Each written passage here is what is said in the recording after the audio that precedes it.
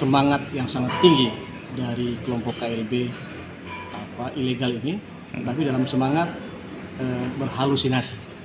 Jadi apapun yang mereka lakukan adalah sebuah proses memupuk halusinasi yang terjadi untuk memacu semangat mereka agar apa yang mereka menghalusinasikan itu menjadi kenyataan. Tapi saya yakin bahwa hukum masih menjadi panglima di Indonesia ini, dan apa yang dilakukan oleh Pak Muldoko sebagai kepala KSP dan teman-teman yang sudah dipecat dari Partai Demokrat maupun teman-teman yang lain yang mencoba untuk masuk kepada Partai Demokrat KLB, saya kira ini memiliki sebuah catatan buruk dalam sebuah sistem demokrasi di negara kita.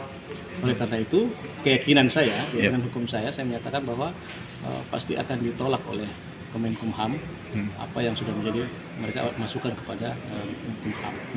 Alasan ini mungkin kakak menilai dari segi apa nih? Iya, dari sisi undang-undang partai politik, kemudian dari keputusan Menkumham, lalu yang terakhir dari ADRT Partai Demokrat yang sudah disahkan oleh Menkumham sendiri. Nah, dari tiga landasan hukum inilah yang membuat saya berkeyakinan bahwa itu pasti akan ditolak oleh Menkumham. Meskipun memang dalam kapasitasnya yang kemarin waktu KLB ini ada, kita tidak bisa pungkiri juga ada beberapa kader-kader kita yang secara waktu itu masih menjabat secara resmi terlibat di dalam yang memang sudah berujung dipecat. Nah, namun sejak mereka dipecat ini bagaimana kalau nanti mungkin tindak lanjutnya?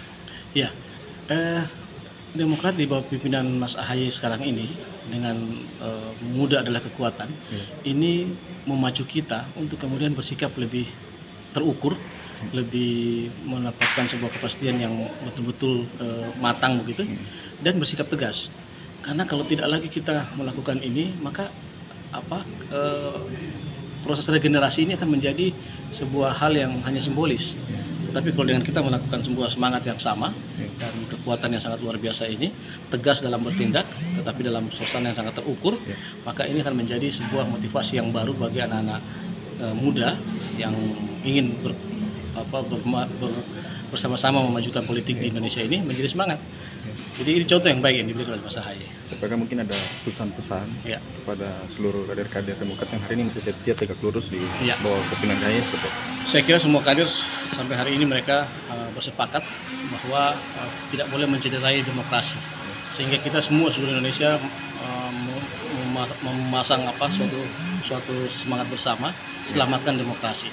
Nah, ini adalah upaya yang kita lakukan. Kita bukan kemudian hanya semata-mata membela partai yang kita cintai, tetapi bagaimana kita mengajarkan tentang sebuah sistem demokrasi yang terukur dan terarah yang dibangkitkan oleh kita anak-anak muda sendiri. Nah, ini sudah dilakukan oleh Mas AHY. Jadi seluruh kader percayalah bahwa hukum masih menjadi panglima di Indonesia. Artinya putusan menteri nanti akan didengar kapan? Kalau dari sisi undang-undang batasnya adalah 15 hari kerja. Jadi mungkin minggu depan ini kita sudah bisa lihat hasil yang akan diputuskan oleh Menkumham. Nah, disitulah kita bisa lihat bagaimana demokrasi di Indonesia tumbuh di rezim ini atau malah kemudian musnah dan hilang berkeping-keping di rezim sekarang ini. Seandainya dalam tanda kutip, kalau kubu sebelah juga memang benar-benar diterima gitu. Apakah langkah-langkah hukum akan digunakan juga? Oh iya, pasti proses hukum itu berjalan terus. Berjalan terus, karena kalau kemudian Menkumham tetap mengeluarkan SK, maka pasti pihak kita pun tetap mengajukan proses hukum, menggugat SK yang dikeluarkan dengan berbagai macam landasan hukum yang ada. Baik.